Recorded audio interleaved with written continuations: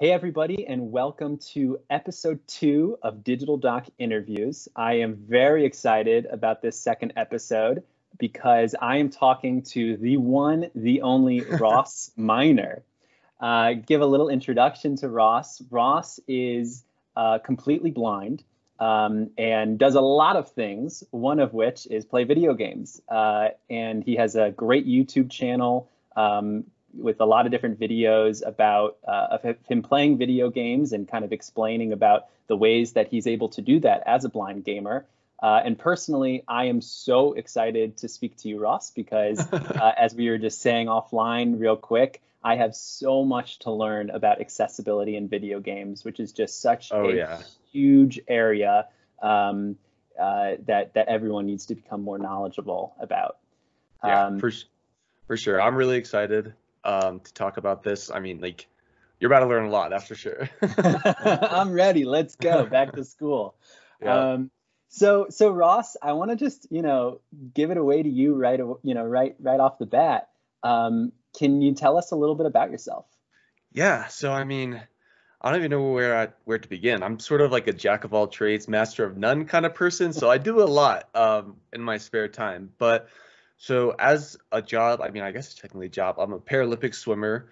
So I live in my girlfriend and I live in Colorado, and we train at the Olympic and Paralympic Training Center as swimmers. And so we pretty much do that day in and day out, 20 hours a week, just swimming back and forth. And for those of you who don't know, the Paralympics are pretty much like the Olympics, except for people with disabilities, not to be confused with the Special Olympics. But so Paralympics, I do that for my job, and then basically for fun, I do YouTube. That's what I do for fun. I do YouTube and video games pretty much. And I started my YouTube channel probably back, I think my senior year of high school, so 2016, and I just decided, I was like, people need to be more educated, because I was just tired of kind of not being treated the way I was, but yeah, essentially being treated the way I and blind people were being treated. So I was like, well, instead of just dealing with the problem, I'm going to become part of the solution. And so I made my YouTube channel. I think my very first video was, I want to say, how I play Mortal Kombat X. Right. And that essentially blew up. And I was like, wow, like there's people who don't know this stuff. Like, because it's so normal to me, like I play video games, that's normal. But to an outside perspective, they're like, what? How does this blind guy play video games? And so that's kind of when I realized, it's like, wow, like I need to make more videos about this kind of stuff. And so then that's kind of where I just kept going with it. Wow. And that's pretty much what I just do in my life. Train for the Paralympics and record YouTube videos right now. That sounds pretty good. Obviously, you have a lot of skills. How old are you, Ross? I'm 22. Yeah. You're 22 and you're a Paralympic swimmer and got a large following on YouTube. That's pretty good. That's amazing. So, and you said that you said 2016 is when you started making YouTube videos? Yep. Yeah, around there. Yeah. So, oh my gosh, so you were 18 when you started? Yeah, like 17. I think I was 17 actually. 17? Yeah, 'cause my birthday's in May, so. Right. I mean, that's amazing for a 17-year-old to just have the idea and the courage to put himself out there online, which I'm doing for the first time right now, and it's scary for me, But to say, right, and to say that, you didn't like the way that you said you were being treated, or that, people thought of gamers with disabilities or people with disabilities, and to try and do something about that. I mean, that's awesome. Yeah, for sure. Wow. And so, sorry, you can go on. Okay, I'll go. So it's not like, it's not like we're being treated poorly or anything, but it's like when I mean treated poorly, I mean that not having things be accessible to us, or blind stereotypes going around, or like social barriers with talking to blind people, those sort of disadvantages that we're at, Right. So, right.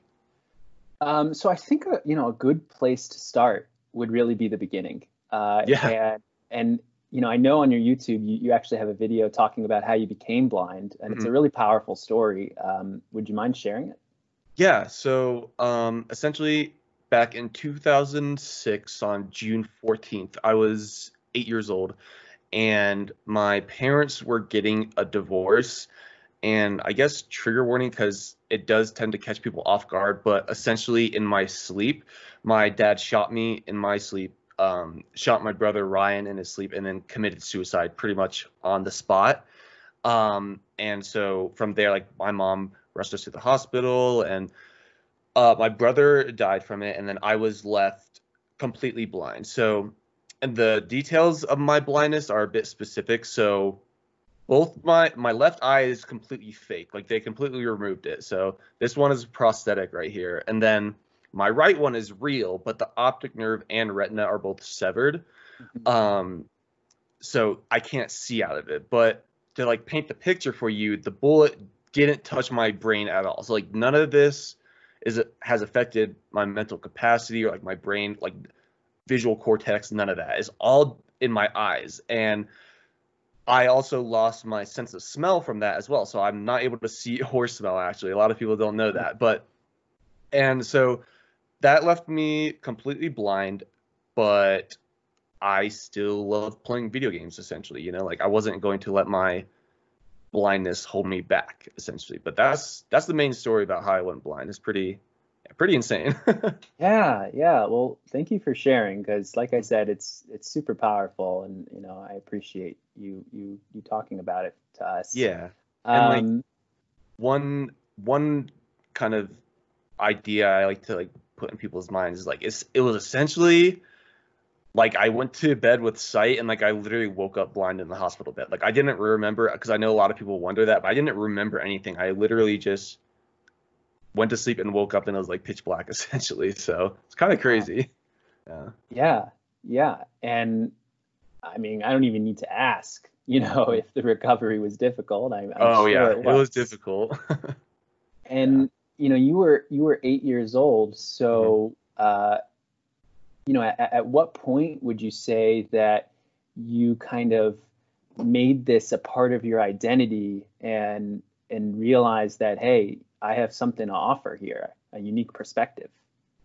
I mean, like as far as my identity, all right. So I began like playing Pokemon, right? As soon as I was released from the hospital, like as soon as I got all my material possessions back, like I grabbed my Game Boy and like played Pokemon Ruby, right? But I didn't really like tell everyone or like make it a part of me because like I don't think I had the linguistic skills as a kid to even describe how I played the games. I don't think I understood it fully myself. So to try to what's the word I'm looking for? Make that like I'm trying to think of the word This happens apparent. to me all the time. Yeah, right. Trying to make that apparent to like adults or kids around me. Like I'm not like crazy. I'm not like just being a kid. This is skill. Like this is me actually like memorizing this. Like it was just hard to do.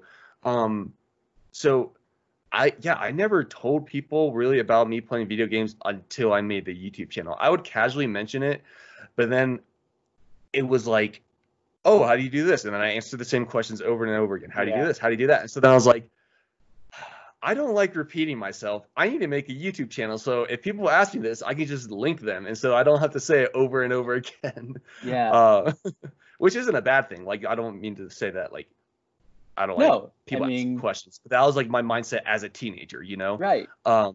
I didn't have video games in my identity until YouTube because like even in the middle of 20 like I would say like 2014 or 15 was really when people like when video games started to become mainstream. Like even Hmm. before that, like you were still considered like nerdy or like Totally. whatever, like so it was still just kind of unpopular. And I the way I thought it was like I'm already blind, like I don't want to put like another peg on me. Like it in my eyes at the time, I thought I was like putting a target on myself for something or whatever reason, but in hindsight it's like no, that just makes me unique. I should have made it a part of me way sooner. Right, right. Was there anyone, I mean, like, we touched on the accessibility conversation in video games is really growing. Has a Mm. lot more to go. And again, I am just a novice. I have so much to learn about it. Um, but there is a community there. And, Oh yeah. I know Steve Saylor Yep. is, he, I think, is probably one of the most well-known Mhm. advocates for blind gamers. For He sure. himself is blind. Mhm. Was there anyone that you saw on social media or whatnot that was an inspiration to you to do this yourself? Yeah, I mean, so let's see. Yeah, beforehand, before I did YouTube, I wasn't really like, I mean, I was pretty connected within the blind community, but like not as much as I am now. Because more and more blind people who play video games are just popping up left and right. But back in 2016, like to show you how rapidly this is growing, like the community was not this big back in 2016 at all. Like I could probably count on one hand like the number of like blind gamers, like dedicated blind gamers like me. Steve Saylor was probably around then. I just had never heard of him. Same with like Super Blind Man and TJ the Blind Gamer. But like I've found all of them to be inspirations on just different fronts. So like Carlos, he's a really good Mortal Kombat player, and like he used to go to tournaments and whatnot. And he still does compete in tournaments, and I'm like, wow, this guy can do it. Like I almost want to do this. I actually remember back when the Xbox One came out and like Mortal Kombat X was announced and everything, I was like, well, I can't afford an Xbox One. Like I'm only like 16 or whatever. And so I went out and bought a 360 and bought Mortal Kombat 9 because I've heard of all these blind people playing Mortal Kombat. And part of that was directly correlated to Carlos. So he got me introduced to Mortal Kombat, and then TJ, he got me introduced to like Call of Duty Zombies for a while, and I still admire him for like his dedication to that. But yeah, none of these games, like the whole list of games that that are accessible that we know of are all kind of contributed through various blind people. All right, so like, let's see, TJ is sort of known as like the Call of Duty guy, right? Carlos is known as the Mortal Kombat guy. Super Blind Man or Brandon Cole, he's known as the Last of Us 2 guy because he was like the main beta tester on that, or one of the main beta testers. Okay. Yeah, and then like I'm kind of known as like the Pokemon or Animal Crossing guy because more of Animal Crossing guy I feel these days, because like right when the pandemic hit, right when Animal Crossing came out, my girlfriend Sam had it on her Switch. Yeah. And I was like, I got nothing else to do. Let me just see if it's accessible. And it turned out to be one of the most accessible, unintentionally accessible games I've ever played in my life. And so I got on Twitch right away. I was like, all blind people, get in the stream because I got a game to show you guys. And it just blew up. I know of a bunch of blind people who just bought Switches just to play Animal Crossing. So wow. That's amazing. Yeah. I have like so many like places I want to go based on what you just said, but I'm going to take from one of the last things you talked about Animal Crossing. What makes a game accessible for you or for a blind person? So yeah, for a blind person specifically, I would say if three things would be wrapping menus. So like menus don't wrap, so you know where you are on the menu, so you can count where you are on the menus. So what does a wrapping menu mean? A wrapping menu is like if there's like a menu that says restart or continue, and like you keep pressing down, it'll just keep looping back and forth between them. Gotcha. Instead of a menu that just stops at the bottom. That way you know you're at the bottom of the menu, because otherwise how else are you supposed to know? For a blind person, that is. All right. I find it really interesting that you started with a description of the menu, because I think that just shows how big of an issue this is and how thoughtful you have to be in video game design. You have no idea. Or I mean, you do have an idea, but I'm so passionate about this. You ready for this? To show you how passionate the blind community is and like how resourceful we are, we have people, including myself, but as well as other people, creating like HTML documents of like menu guides for video games so we can navigate the menus. So stuff like that. And like the menus is like the most important thing. If you can't navigate the menus, then how are you going to even get to the game? And a perfect example of this is Dead by Daylight, if you know that game. And I want to play the game so badly. And base level, it's like you're walking around a fixed area, you know, an island or a map, right? Okay, and so there's potential for it to be memorized. And so like on the surface level, you're like, okay, maybe a blind person can play this. So I downloaded the game on Xbox Game Pass, and I couldn't even play it. I couldn't even enter the game because I think it's a PC port over to console, and so it's a cursor menu. I can't. There's no sound or anything that goes over like each menu selection to let me know where I am. So I can't even navigate the menus. I uninstall the game. Just as simple as Right. that. Right. Um, And do that's you just have sorry. are there readers that are available like through a third party to download? I don't know if you can do it on your console, but so that let's say the menu is in the game that it could at least read you what the different buttons We say. will get to that Okay. after I make these points, because yeah, Okay. like Sorry. Go ahead. that's a whole other can of worms. All right. So second point is sound effects. Sound effects are so important because it's an absolute indicator of what happened. Otherwise, as a blind person, I won't know if what happens if I press A if there's no sound. Like if something Yeah. happens if there's no sound, I won't even know. So in Animal Crossing, there's a sound for almost everything. Like it's a good thing if a game is probably like in a blind person's perspective, like maybe 65, 70% accessible. I'd say Animal Crossing is like 85, 90% accessible. Wow. There are very few things in Animal Crossing that a blind person can't do. So, but yeah, as far as all the sound effects, like there's different terrain sounds for the type of terrain. So sand, dirt, stone, grass, water, like all of it. You can hear all your villagers walking around. You can hear the wind rustling in the trees, so you know where trees are. You can hear clams like shooting up water in the sand, like that. Even small details like that. So I can even dig up clams. It allows me to be more resourceful. So, for example, like the fish, they make shadows, but they make no sound whatsoever.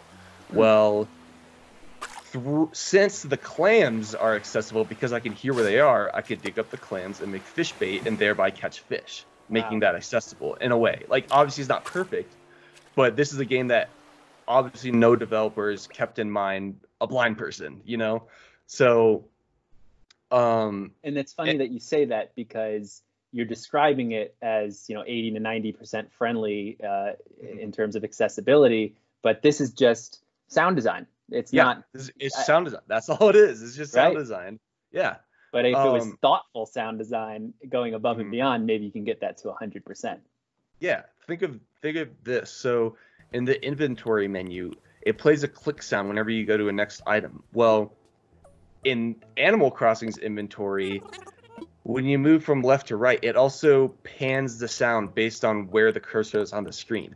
So it's like if I'm on the left side of my inventory, it'll play the clicking sound on the left side of my headphones. If I'm on the right side, it'll play on the right side. So I'm able to like easily navigate my inventory. And then the last thing that makes a game accessible is just, my opinion, navigation. If you can't tell that you're running into something, then I mean, you can't you don't know where you're going. So like for example,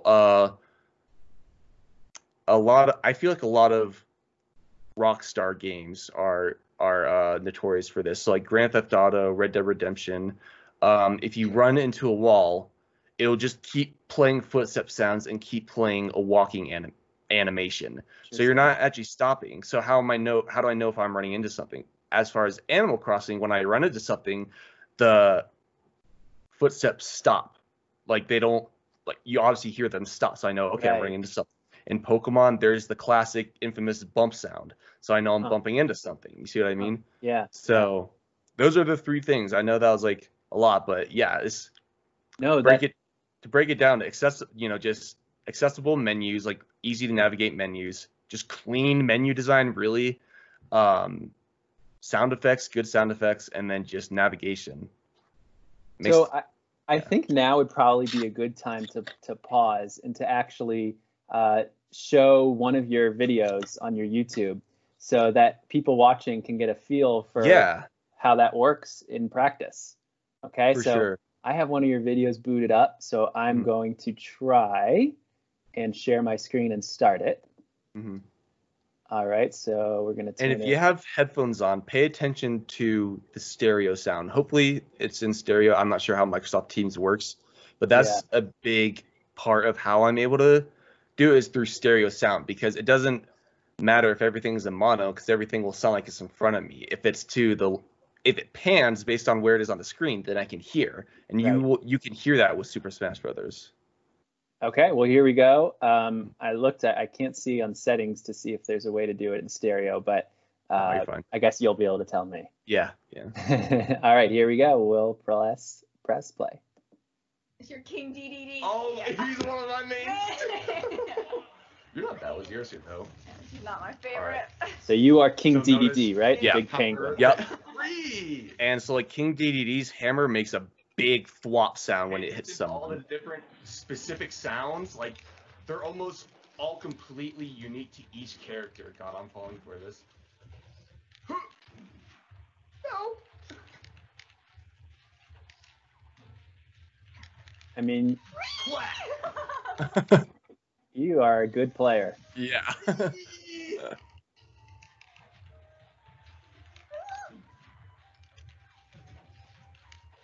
I feel like I have to keep watching this to see who Right? wins. I'm waiting for the sound. You literally gonna want me to, or yeah, I guess 2-0 you technically.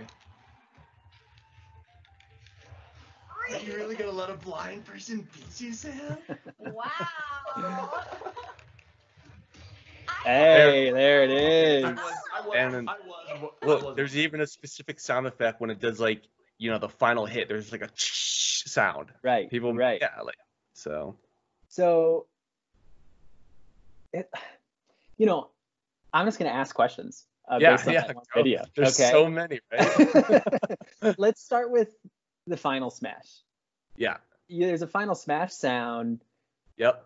But I guess is it also through vibrations of the controller that you were certain that it was you doing the final smash? Yeah, because it can be difficult because like let's say the final smash is in stereo, so you know if I was way on the left and someone else was way on the right, I would be like, okay, I definitely know that was my final smash. I felt the vibration, I heard the sound to the left, I'm to the left. But like when you're way closer up, it's a little bit harder to tell.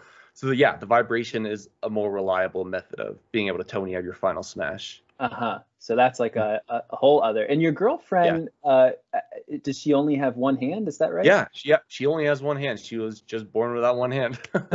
So she's also playing. Is she using a special controller or?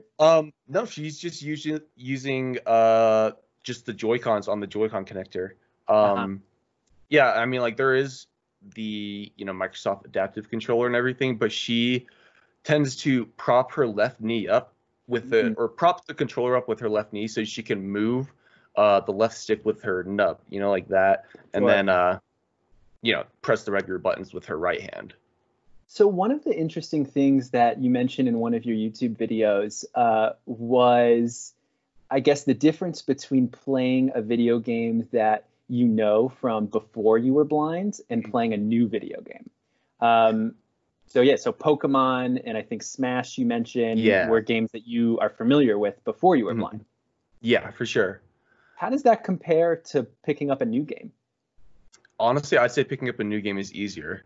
Like there were so many less sound effects back then, and less resources that blind people had to play these games. So like, here's a good one that I literally didn't even remember until now. But up until the DS, there was no headphone jack. So that meant a few things. A, when I was in public, like if kids bring their Game Boys everywhere when their parents take them out somewhere. All right. So if I'm in public and I need to hear if I'm running into a wall, I have to smash my ear up to the speaker just so I can hear the bump sound, because there's no headphone jack. Right. And so like that's an example right there. But there are definitely countless examples.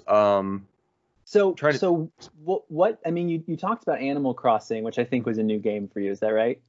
Yeah. New Horizons was my first time playing Animal Crossing. And what does a new video game feel like? It's very like exciting. It's like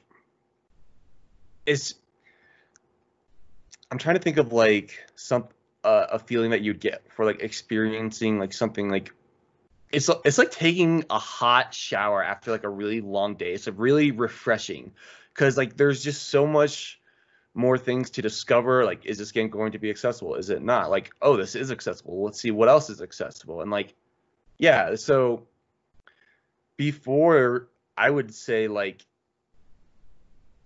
it was almost kind of like discouraging seeing if a new game was accessible. Now it's like the train has left the station, accessibility movement is on board, right? So like there are so many more games just in the past 4 years that have accessibility options than in the past 20 years, you know? Right, right. So, And then when you play a new game for the first time, you know, I'm trying to imagine what it would be like playing a game without looking at it. And you have 3D, stereo headphones, like you mentioned. It almost to me sounds kind of like virtual reality. Is it immersive in that way? It should be immersive. Like if it's not, then it's hard to play the game essentially, because the thing that immerses you really is the stereo sound and all the sound effects. So yeah, if you don't have those sound effects or just audio that pans from left to right, then yeah, it kind of takes you out of the game. But I mean, yeah, I guess you could.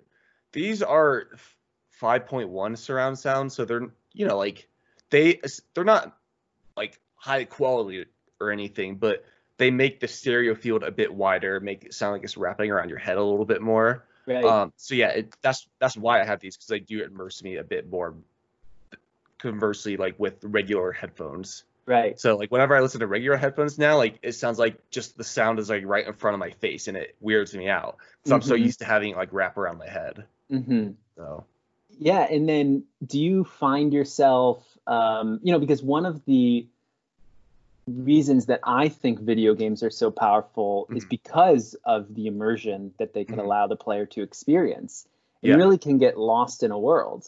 And what I'm kind of getting at is I wonder if by playing a game, just kind of relying on the sound and the vibration and things like that, is it another level of immersion? I mean, do you create the world in your head? See, I would say no, actually. I don't think it's some like philosophical, like, oh, I created it in my head or anything like that. Right. I think the developers should be rewarded or should be recognized for making such an immersive game. Right. A game doesn't just become immersive. Like I think the fact that it is immersive is what makes it accessible. Right. Like think about all the games that I mentioned, like Pokemon, like all the different cries alone have different sounds. That enough alone is immersive. Or like all the cinematic sounds in Mortal Kombat with the soundtrack and like just the punching sounds and just the really good sound design, like that's immersive. But that was all intentional by design on the developers' end, and they succeeded. Right. So with one of their new features is about surround sound and 3D audio and things like that. Is there a certain developer or console manufacturer you think that is way ahead of the game? All right. Now this is that can of worms that we're getting into, because if you think the PS4 versus Xbox One debate is hot, like it's even hotter in the blind community, I feel now. And yeah, I plan on making a video about this soon, so I'm not worried about like talking about this right now. So okay. All Spoiler. right. So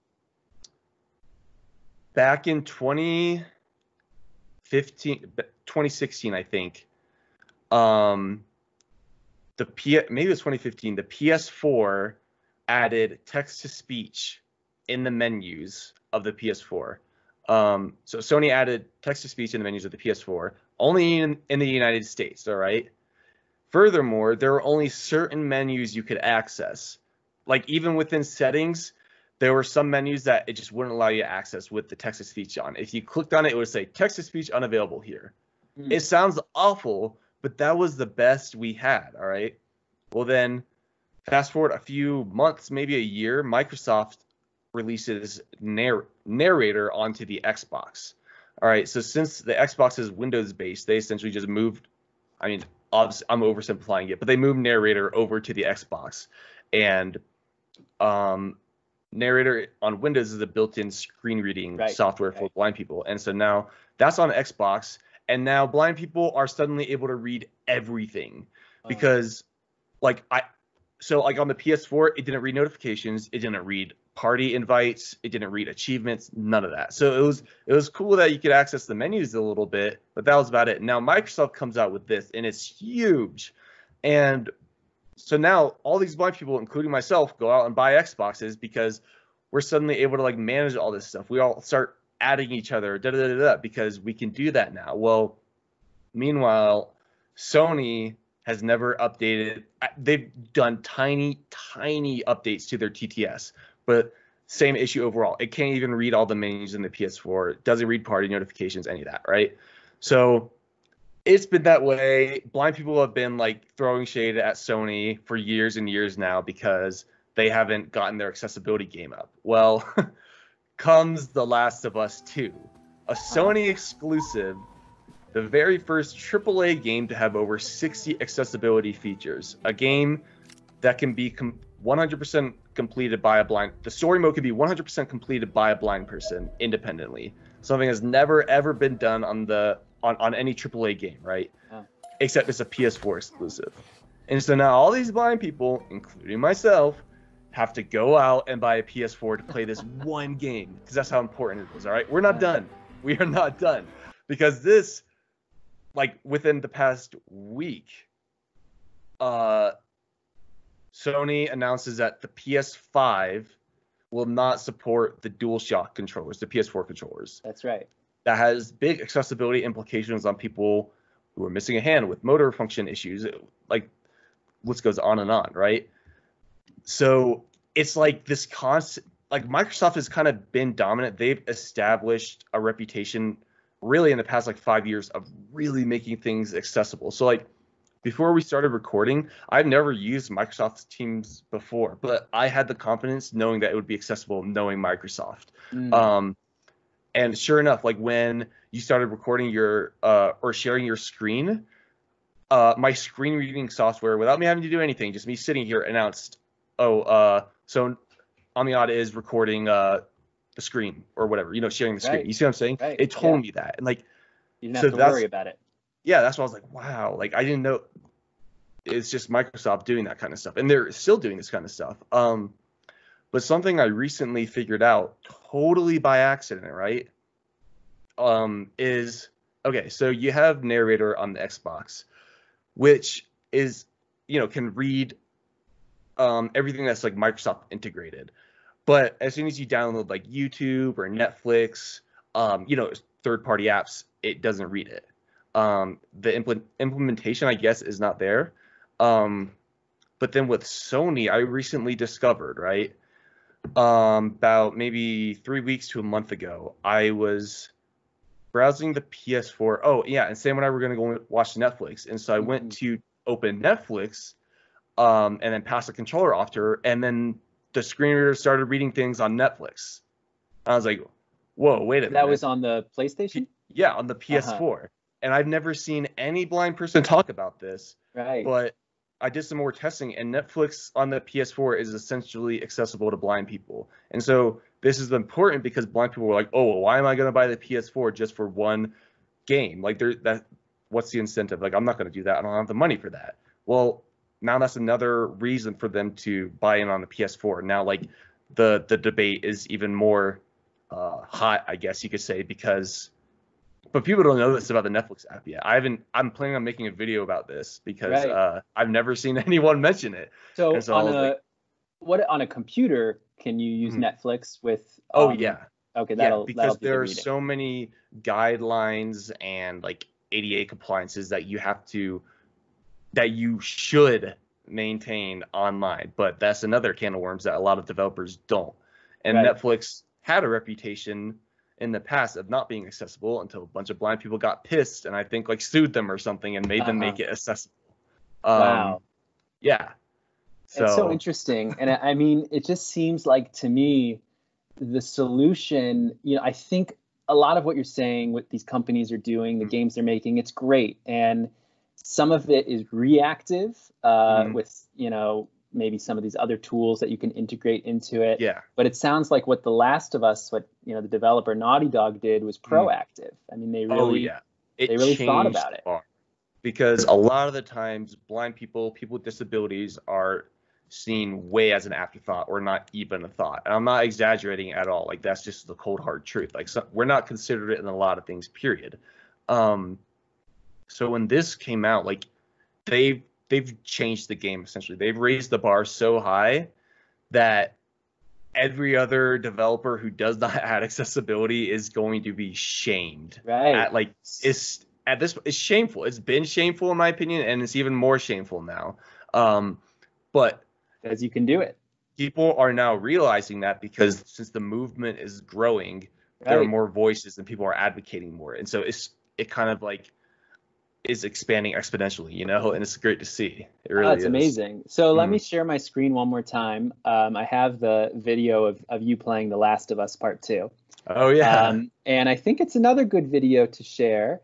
Here, I'm going to share my screen because I really think that you see those audio cues and you're doing really, you know, hardcore stuff here. I mean, a bunch of zombies are chasing you, and you're really able to take them on. So I'm going to go ahead and play this, okay? Yeah, for sure, for sure.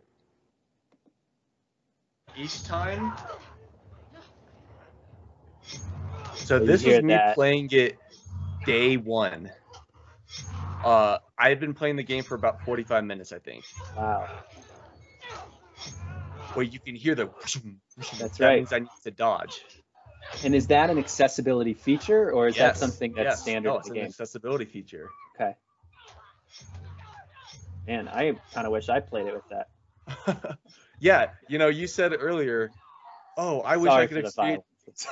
Oh yeah, right. You said earlier, I wish I could experience like playing a game totally blind. You can play this game totally blind and beat it. I'm telling you, I seriously, think I want to give that a shot. You should, and that would blow up, honestly, because think about how great that'd be for the movement. Like, sighted person, you know, like spreads accessibility awareness by defeating Last of Us 2 blind. Like that would be so cool, you know?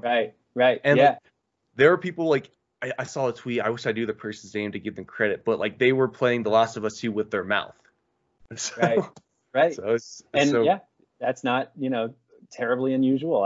I've seen interfaces like that before. So if I were going to do that, what would be the best way for me to kind of simulate what it would be like? I mean, probably starting the, you know, whatever it is, blindfolded with the menu from the get-go, or should I kind of help myself a little bit?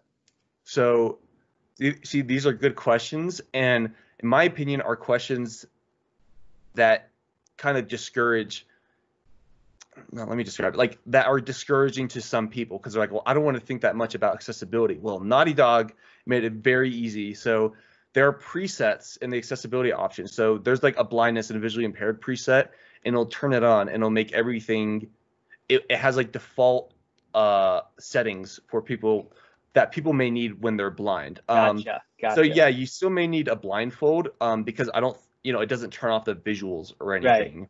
Right, but in, you know, it sounds like the best way for me to do it would be to, with, you know, sight, to navigate to that accessibility page, turn it on, and then. Well, actually, from the very get-go, like, have you ever played the game or no? Yeah. Oh yeah. Because I don't know if you noticed or not. I'm actually curious. Did you notice when you started up the game for the very first time? Like, did it have text to speech? Or I'm trying to remember. Because I'm pretty sure it should have text to speech like on by default, and then you just like it says like if you need any accessibility settings, press this button, and then it leaves it on. Or if you don't, like whatever. But what I'm wondering if it asks you there, or if it like recognizes that you have TTS, you know, turned on the PS4, and I don't remember because it's been over a month since I started the game, you know. But the point is that I was able to turn on accessibility right from the very get-go, like from the start screen. So. Okay, well, I'll mess around with it and then we'll see. Wow.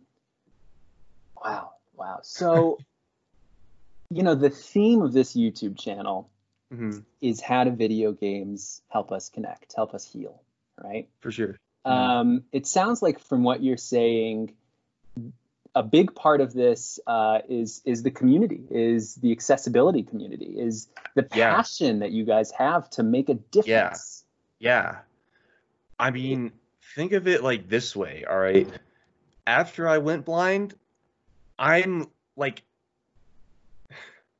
I'm in a completely different world at that point from everyone else. Like my problems are totally different than the average Joe's problems. Like it's kind of like in a comparison to like a billionaire versus like a normal person like us, you know, like their problems are totally different than ours. Well, like it's the same with disabilities. And so having Pokemon right after I went blind, like being able to play that to the best of my ability and like keep up with my friends, like that helped me in my childhood, like cope with my blindness, help create new friendships. And I think a lot of people just don't understand that. Like people who don't play video games just don't understand like the kind of difference they can make in someone's lives. Right. I think it's just kind of a generational thing. It's not like I'm not blaming everyone. Everyone has different preferences. But yeah, like it was scary living in a world as a blind person, but being able to return back to school and still be able to talk Pokemon with my friends was like a nice safety net for me. Yeah.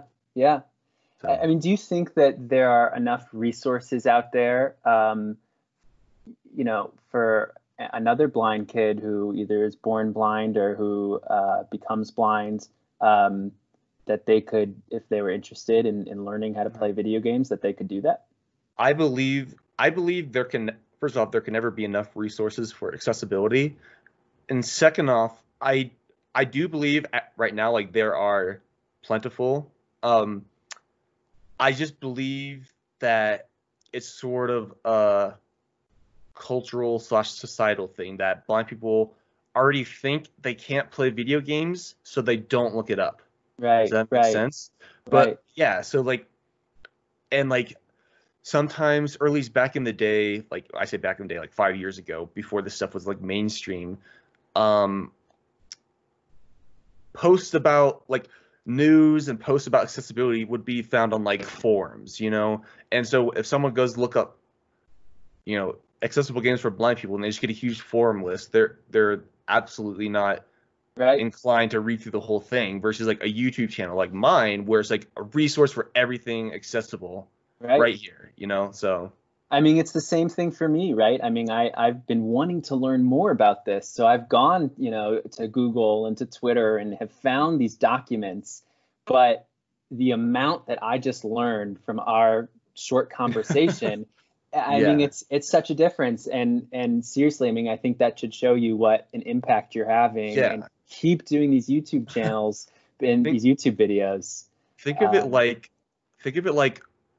a web. Like accessibility is literally like a huge interconnected web, because I wouldn't be able to access YouTube if I didn't have a screen reader on my computer. Well, I wouldn't be able to upload YouTube content if I weren't, or I wouldn't be able to, let's see, like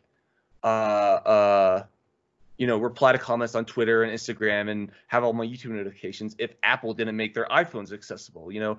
So like all these movements, accessibility movements, impact completely other industries, even if people don't think it does, you know? Right. Yeah, so. Absolutely. Well, I mean, I knew I was going to learn a lot today, but I think I even learned more than I thought I was going to. I just want to thank you so much for talking with me and educating me and coming on as one of my early guests for this new YouTube channel. I think I'm going to do that Last of Us thing. I think that could be really cool. I think you should do it, and I will promote that like crazy. That it needs to be done. No other mainstream gamer that I know of has done the challenge. But think about that challenge. Right. Like personally for me, I want to start speedrunning the game. Think about that. The first blind speedrunner like beats The Last of Us. You know, like that's what we got to do. Like people think like, oh, that's not possible. Like I'm the only one who's going to do this. Like it always starts with one person, you know? Right. So. Well, that's awesome. I'm so excited to know you. Like I can't wait to keep in touch and to just follow you on Twitch and on YouTube and to see all the awesome content you're putting out. And if someone did want to find you, how would they do so?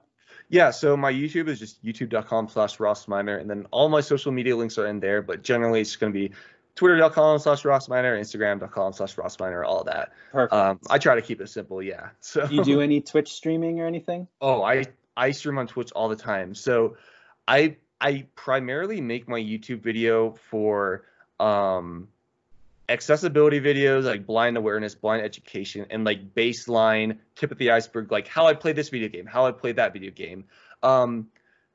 Because I realize that not everyone likes video games. I want YouTube to be a place for everyone. While Twitch is more gaming centric, and so there, when I play video games, I stream like Tuesday, Thursday, Saturday, and that's where I get into like a really nitty gritty, explain why I'm doing things. People in chat ask me questions, I explain, oh, that sound over there means this, yeah. So Gotcha. Yeah. Okay. Well, I'm gonna tune on one of those Tuesdays or Saturdays to follow you. Sure. Cool. Well, thanks so much, Ross. I really appreciate it, and I'm sure our paths will cross many times in the future. Absolutely. All right. Thanks everyone for tuning in, and we will try to keep on this trail of new videos posting every week. Maybe I'll play The Last of Us 2 with a blindfold on. That sounds like a great thing. And we'll see you next time.